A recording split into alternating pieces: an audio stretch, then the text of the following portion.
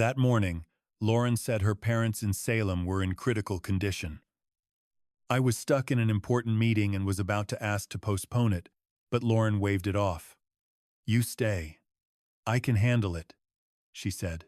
What surprised me was that Chloe, my daughter, volunteered to go with her mother. She said she would help take care of her grandparents and told me to focus on work and not worry. On the surface, it all sounded reasonable, but the way Lauren spoke so hurriedly and the way Chloe avoided my eyes made me feel like something didn't quite add up. I walked them to the car and stood there watching it pull out of the driveway. Something in my stomach kept twisting. That quiet little instinct that whispers don't trust, this wouldn't let go. I tried to sit back down in my meeting, but my mind was nowhere near the discussion. Eventually, I gave up. I left the meeting halfway through, stopped to buy some medicine and flowers, and drove straight to Salem without telling anyone I was coming. And I swear, the moment I stepped into that house, I saw something that shattered my entire family. I'm not telling this story just so people can enjoy the drama and forget it tomorrow. I'm telling it because some of the worst betrayals don't come from enemies out in the world. They come from the people you trust the most inside your own family. If you're still watching at this point, leave a comment telling me where you're watching from. I want to see how many people have had that bad gut feeling and ignored it. Some details in this story will be slightly changed to protect the real people involved, but the lesson is exactly the same. Don't let your kindness turn you into someone else's prey. From the moment I turned the car towards Salem without telling anyone, one thing became clear to me. The story about her parents being sick was just an excuse.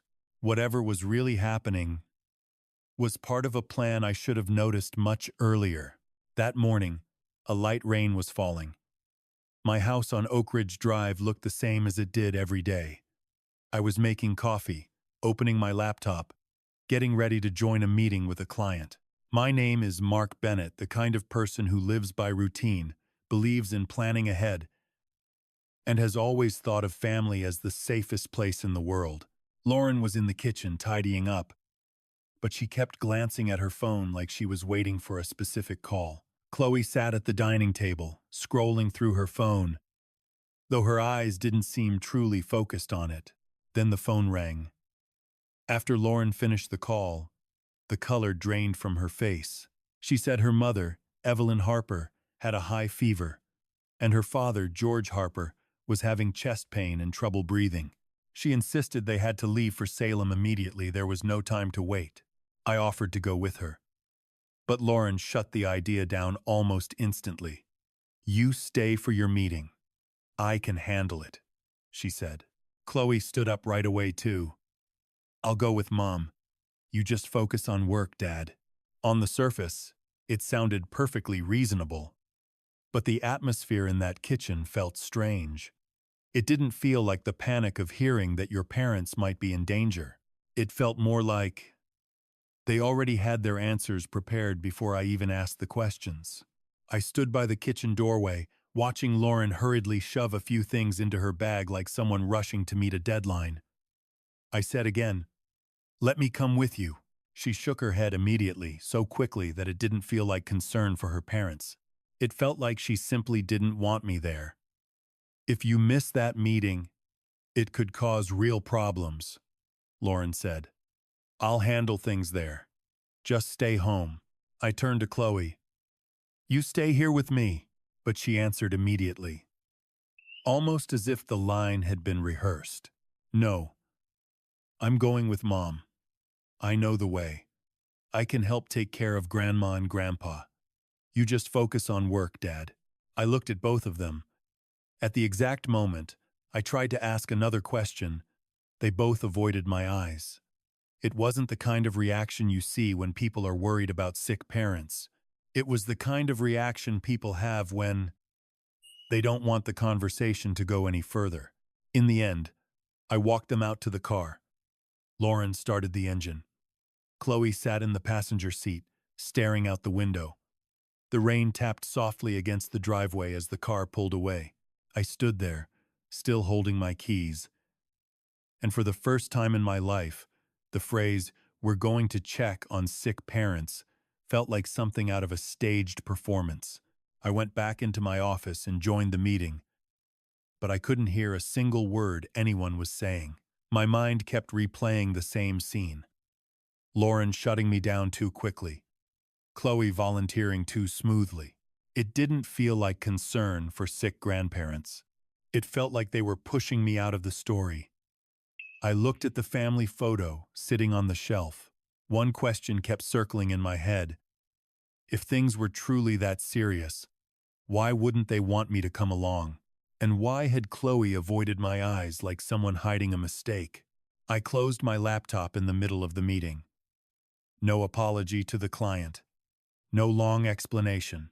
There are moments when work isn't worth a single dollar, especially if you feel like you're about to lose your family in a way you don't understand. I stopped by a pharmacy and bought a few things that would look reasonable if anyone asked. Fever medicine, cold medicine, and a bouquet of flowers. Then I got back in the car and typed the address of Evelyn and George Harper's house in Salem straight into the GPS. I didn't text ahead. I didn't call, because if my instinct was right, one warning would be enough for them to clean up whatever was going on. I reached Salem while the sky was still gray and heavy. I didn't park right in front of the house. Instead, I left the car a short distance away, an old habit of someone who doesn't want to be noticed too early. The first thing that told me something was wrong. The front gate wasn't fully locked.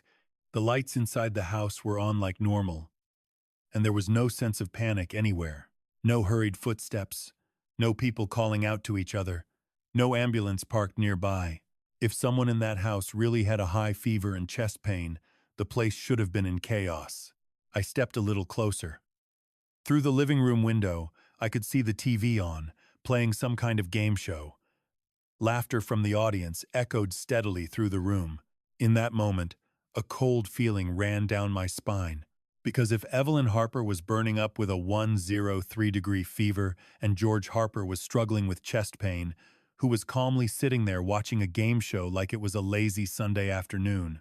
I tightened my grip on the bouquet in my hand, took a slow breath, and knocked on the door. Because I knew one thing.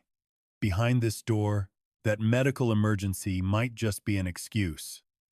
And I was about to see the truth. The door opened, and in that instant, I knew I had been lied to.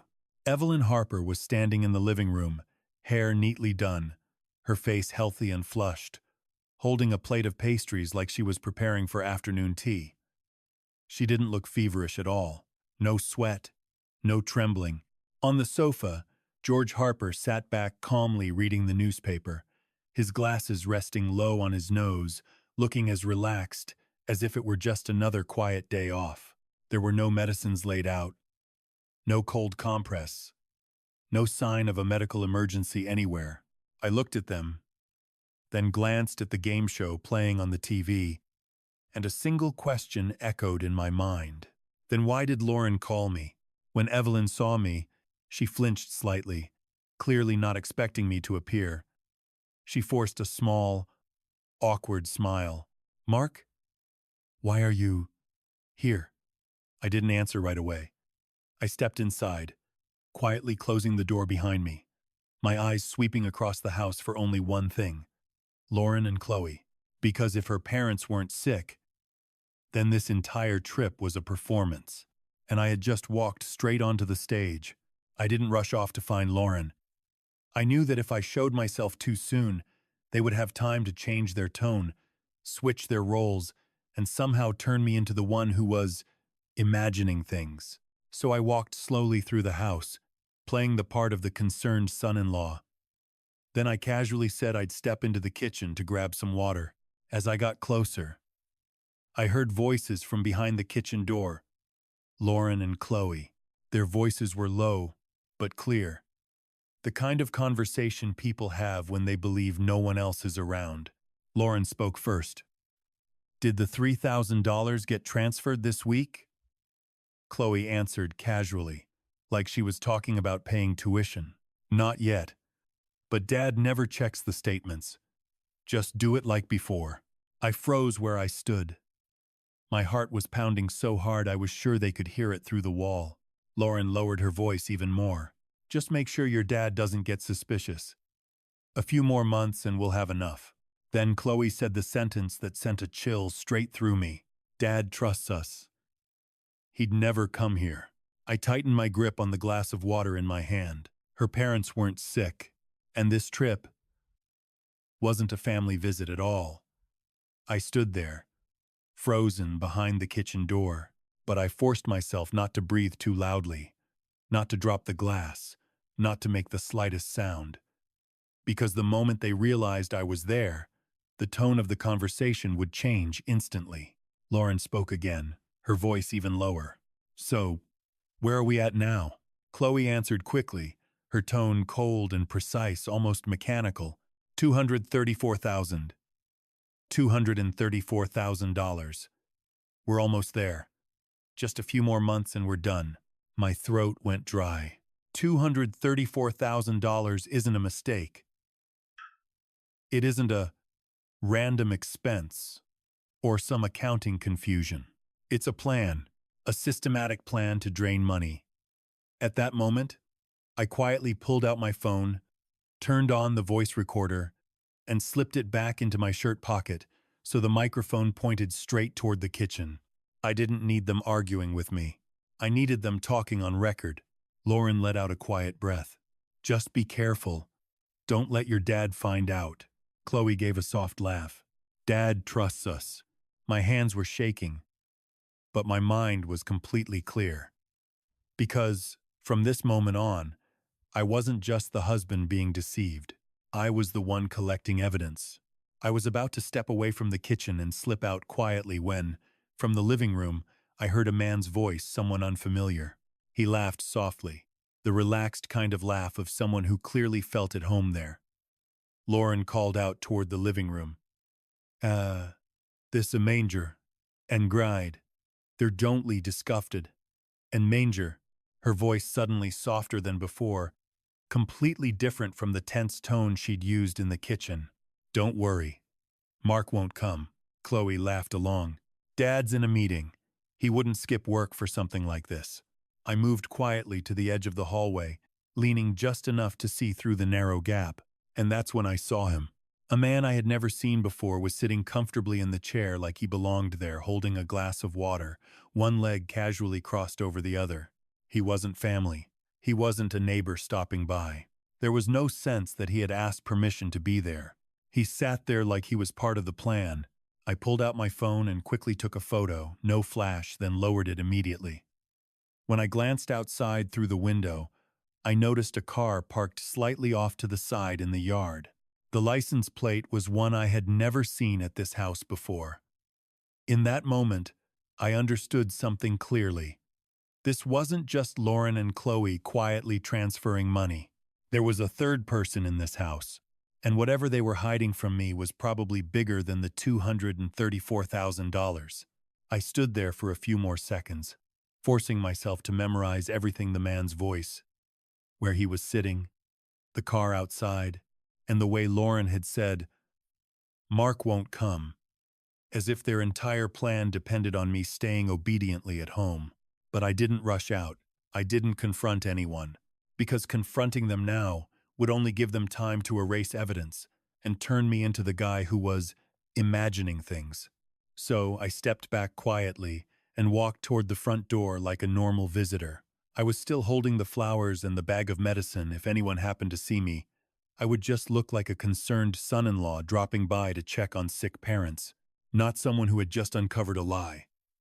Once I got outside, I climbed into my car, but my hands were still shaking. I opened my phone and checked everything. The recording was still running. The photo of the strange man was still there, and I had managed to capture the license plate of the car. I sat quietly in the driver's seat for a full minute, taking slow breaths, because at that moment, I understood something clearly. The trip to Salem was never about visiting sick parents. It was the moment I discovered that my own family was playing a game, and I had just picked up the most important cards on the table. I drove straight home, locked the door behind me, and sat down at my desk like a surgeon about to begin an operation. There was no room left for emotion now, only the truth. I opened my laptop, logged into my bank account, and for the first time I started checking the statements line by line. It took less than 5 minutes to see the pattern. Transfers of $3,000. Over and over again. As steady as a clock. Week after week. Not a one-time mistake, an entire chain of transactions. I filtered the records by recipient. One unfamiliar account appeared. The name looked completely ordinary, almost forgettable. But the bank location attached to it made my stomach drop. Cayman Islands. I added up the transfers across the exact time period they had been talking about in Salem. The number on the screen felt like a slap in the face. Arsha Senwen Sitian Meiyuan. I just sat there, staring at the monitor like it was a verdict being read out loud. Because now it was obvious. Lauren and Chloe hadn't accidentally spent money. They had been systematically draining it, and they were confident I was naive enough to never even look at the bank statements. But starting today, that game was over. I didn't call Lauren to argue. Arguing would only expose what I knew and give them time to erase evidence. Instead, I called someone who could turn the truth into legal force. First, I called my friend and attorney, Benjamin Clark. I didn't ramble or tell the whole story emotionally. I went straight to the point. Ben, my wife and daughter have been transferring $3,000 a week to an account in the Cayman Islands. The total is already $234,000. I have a recording of them talking about it. I need to lock the money down and cut off their exit. Ben went silent for a brief moment, then said calmly, "Mark, that's financial fraud, and it could involve conspiracy.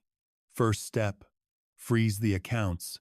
Second step, gather clean, solid evidence." Right after that, I called my accountant, Philip Benson, the man who had handled my books for years. I asked him to pull every transaction from the last 3 years and check everything. Signatures, loans, insurance policies, anything that might have been altered or manipulated. Philip didn't say much at first. Then he said one sentence that sent a chill down my spine. "Mark, if they were bold enough to withdraw money that regularly, there's usually something bigger being hidden." And in that moment, I understood something clearly. I wasn't just dealing with stolen money anymore. I was in a fight to protect my financial life, and maybe even my real one. 2 days later, Philip Benson called me back. His voice sounded completely different from usual. The calm, methodical tone of an accountant was gone. He sounded like someone who had just uncovered something deeply dirty. Philip said that besides the $3,000 weekly transfers to the Cayman account, there was something even bigger buried under layers of paperwork. A $120,000 mortgage taken out in my name, with a signature that wasn't mine. They had forged my signature to put the property up as collateral and pulled out a lump sum of money without me ever knowing. I hadn't even had time to process that when Philip dropped the second blow heavier than the first. "And your life insurance policy, the $1 million one, the beneficiary has been changed to Chloe," I asked. "When did I change it?" Philip's answer came back cold and flat. "You didn't. The signature on that document isn't yours either." I hung up the phone, my hands shaking, because at that point, this wasn't just about stolen money anymore. If they had changed the life insurance beneficiary, that meant they were preparing for a scenario where I wouldn't be alive to object. That night, Lauren and Chloe came back home, their faces perfectly in character, just like when they had left. Lauren set her bag down and let out a dramatic sigh. "Mom and Dad are doing better. Thank God." Chloe followed along with a small smile. "I stayed there all day. Grandma and Grandpa are much better now, Dad." I looked at both of them while they spoke, and all I felt was cold. But I didn't reveal what I knew. Not yet. Because exposing them now would only give them time to wipe the Cayman account clean, hide the mortgage paperwork, and turn me into the paranoid husband who imagined everything. I nodded, pretending to feel relieved. "Good. That's good to hear." I made dinner like any normal evening. We talked about small, meaningless things. I laughed at the right moments, stayed quiet at the right moments. I let them believe I was still the same naive Mark Bennett they thought they could lead around by the nose. But in my head there was only one goal: hold the advantage until my lawyer and accountant gathered enough evidence to hit them with it all at once, so fast they wouldn't have time to run. Because from that day forward, this house wasn't a place where a family shared dinner anymore. It was a crime scene. The next morning, Benjamin Clark said something to me very directly. "Mark, you're dealing with people who know how to manipulate paperwork and hide money. If you want to win, you need a PI. Someone who can gather real-world evidence who that man in Salem is, where they meet, and what else they're doing behind your back." I didn't hesitate. Ben introduced me to Beverly Quinn, a private investigator who used to work in a fraud unit, the kind of person who doesn't waste time with small talk. The moment we sat down, she asked only the things that mattered. "Do you have a photo of his face? A license plate? Time? Location? Address?" I gave her everything. The picture I took in Salem, the license plate number, the recording of them mentioning $234,000, and the information about the transfers going to the Cayman account. Beverly looked through the materials, nodded once, and said calmly, "All right, I'll find out who he is, and I'll see whether Chloe is meeting him for love or for money." 4014, 40. I left her office with a very clear feeling. From this point on, the game wasn't about gut feelings anymore. It was about tracking the truth. 3 days later, Beverly Quinn called me. Her voice was steady but serious. "Mark, you're not going to like this." She laid a stack of surveillance photos in front of me. The unknown man from Salem had been identified. Evan Cross, a personal trainer at a major gym. But the real punch wasn't his job title. The photos showed Chloe meeting Evan almost every day at coffee shops, in parking lots, even on drives out toward the outskirts, like he was deliberately trying to avoid cameras. And Lauren? Beverly said Lauren only appeared in a few carefully timed moments, almost like stage support, driving Chloe to Salem, setting up the story about the sick parents, and making sure I stayed home. Beverly finished with one cold sentence. "Mark, Evan isn't your wife's lover. Evan belongs to Chloe. Lauren is helping her daughter stage the whole story so they can drain the money and cover their tracks." I sat there in silence. In that moment, the thing I had always called family cracked apart in the cruelest possible way. My daughter was the one holding the steering wheel. For a brief moment, I thought that once Evan Cross was exposed as Chloe's partner in all of this, they might slow down. Maybe they'd panic. Maybe they'd stop. But people who have already pulled that much money out and know their secret might be discovered. Don't slow down. They choose the fastest solution. Remove the obstacle. That morning, I drove out to meet Benjamin. When I reached a downhill stretch, I pressed the brake. The pedal dropped far deeper than it should have. The car barely slowed. My heart slammed into my chest. I jerked the steering wheel toward the shoulder, pulled the handbrake, and fought to keep the car from flying straight through the intersection. I managed to stop, but my hands were shaking like I had a fever. I called a mechanic immediately. When they checked the car, the mechanic looked at me for a long second before speaking. "You're lucky," he said. "The brake line was cut. That's not normal damage." I stood there, completely still, because at that point, the money transfers and the forged paperwork were no longer the end of the story.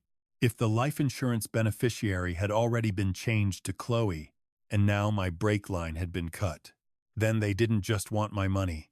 They wanted me gone. They wanted me gone so the money could flow straight to them. After the brake line incident, everything snapped together into one disgusting picture. Philip Benson had already told me that my $1 million life insurance policy had been changed to list Chloe as the beneficiary using a forged signature. At first, I had tried to believe it was just greed, paperwork manipulation, money games. But now, There was no room left for hope. If I had died in a traffic accident, they would have collected everything. $1 million from the life insurance going directly to Chloe, plus the $120,000 mortgage taken out with my forged signature, plus the $234,000 already transferred to the Cayman account. And on top of it all, the perfect story. Dad had an accident. The family is devastated.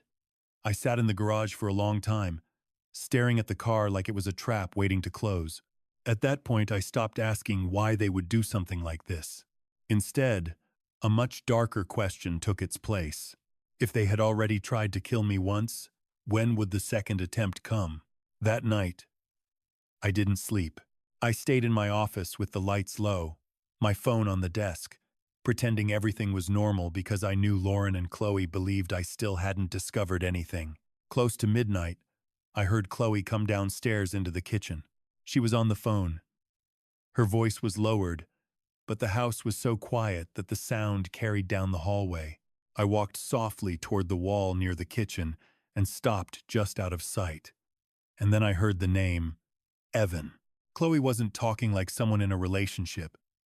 She sounded like someone pushing for progress, like a partner in a plan. When is it going to happen? Evan answered, his voice disturbingly calm. Soon. We just need the insurance clean. No mistakes. Chloe exhaled impatiently. Dad can't find out. We're too close. I stood there frozen, my hands turning cold as stone, because in that moment, I understood something with terrifying clarity. They weren't just talking about taking money anymore. They were talking about killing me the way people talk about finishing a task on a checklist. The next morning, Chloe acted strangely. Perfect. She woke up early, smiled in that sweet, dutiful daughter way, and said, Dad, let me make you a caramel latte. You've looked tired these past few days. I nodded and played along, acting normal. But in my mind, there was only one word, trap. Chloe brought the coffee over and set it right next to my hand. Then she stayed there, watching me closely, without looking away, like she was waiting for the exact moment I took a sip. I took the smallest sip possible, just enough not to look suspicious. Then I started coughing and stood up, pretending I needed to grab some water. I hadn't even reached the sink when a wave of dizziness slammed into me. My head spun hard, like someone had struck the back of my skull. My heart started racing. My hands went numb. My legs felt weak. I grabbed the edge of the table to keep from collapsing. It felt exactly like someone had tried to shut my system down on purpose. I forced myself down the hallway, barely keeping my balance. Somehow I made it into my room, locked the door, and dialed 911 with a voice that kept breaking apart. At the hospital, the doctor looked at the test results and didn't soften the truth. There's a very high dose of sedatives in your bloodstream, he said. Enough to cause respiratory failure if you'd arrived later. And in that moment, everything became clear. The brake line had only been a warning. The coffee was meant to finish the job. When I was released from the hospital, I didn't go home. I drove straight to Benjamin Clark's office. Philip Benson and Beverly Quinn were already there waiting. By then, there was no room left for the hope that my family might suddenly come to their senses. This wasn't a family problem anymore. It was war. We spread everything across the conference table like evidence in a criminal case. The recording from Salem. Lauren and Chloe discussing $234,000 and the $3,000 weekly transfers. Bank statements showing the money being sent to the Cayman Islands. The $120,000 mortgage with the forged signature. The $1 million life insurance policy with the beneficiary changed to Chloe. Photos of Evan Cross, along with the schedule of his meetings with Chloe. The mechanic's report confirming the brake line had been cut. The hospital results showing a dangerously high dose of sedatives in my blood. Benjamin looked over everything, then laid out the plan in a tone as final as a hammer hitting a nail. First, 24/7 security, new cameras, and the locks on my house replaced immediately. Second, I eat and drink only sealed items, nothing prepared or handed to me by Lauren or Chloe. Third, we set a legal trap. Let them talk, let them act, and catch them in the open where the evidence is undeniable. From that moment forward, my only goal was simple: stay alive long enough to put handcuffs on them. After the coffee incident, one thing had become painfully clear to me. If I kept hiding or running, they would just find another way to kill me and make it look like an accident. If I wanted this to end, I had to lead them straight into a trap the law could close. Benjamin proposed a bold move: a family dinner on Sunday. I sent a message in the family group chat like a father who had just come home from the hospital and wanted to make peace. Dinner at the house this Sunday. I want the whole family to sit down together. Then I sent a separate message to Evan Cross, worded in a way I knew he wouldn't be able to resist. Come by. We need to talk about money and the future. A man like Evan hears the word money, and he shows up. At the same time, Beverly Quinn installed hidden cameras in the dining room and living room. Benjamin notified the appropriate authorities ahead of time so they could stay nearby, ready to move the moment we gave the signal. Philip prepared printed financial records: the Cayman transfers, the forged mortgage, the insurance policy change. That Sunday evening, I set the dinner table like it was any other family night. Plates in place, glasses lined up. Everything looked normal. Except this time, the house wasn't hosting a dinner. It was hosting the end of their plan. Under the table sat a stack of evidence. Behind the walls, the hidden cameras were already recording. And outside on the street, people were waiting with handcuffs. Because this time, I wasn't hosting dinner to reconcile. I was hosting dinner to end it. Sunday dinner started with a silence that felt almost suffocating. Lauren forced a polite smile. Chloe played the role of the sweet daughter. And Evan Cross sat there like a guest who believed he belonged, his eyes drifting around the house as if quietly calculating exits. I let them eat for a few minutes. Then I set my fork down. I only have one question, I said, calmly. What is the $3,000 a week for? Chloe froze. Lauren started to jump in with an awkward laugh, ready to smooth things over. I didn't give her the chance.